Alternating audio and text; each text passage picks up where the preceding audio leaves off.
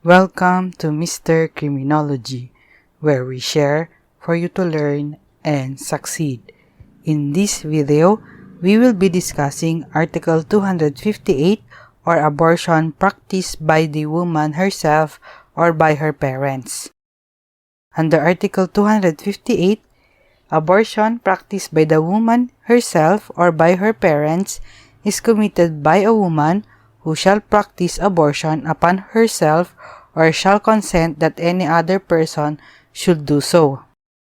It is also committed by any woman who shall commit this offense to conceal her dishonor or by the parents of the pregnant woman or either of them, and they act with the consent of said woman for the purpose of concealing her dishonor.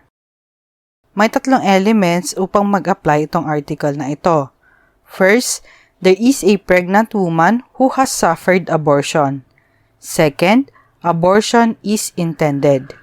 And third, abortion is caused by the pregnant woman herself, any other person with her consent, or any of her parents with her consent for the purpose of concealing her dishonor.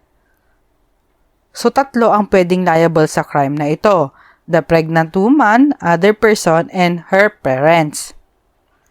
Pag ang reason ng abortion is to conceal dishonor, mitigating po siya, meaning mas mababa yung penalty.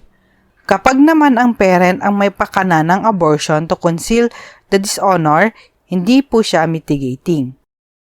Thank you for watching. If you like this video, don't forget to share it and to subscribe.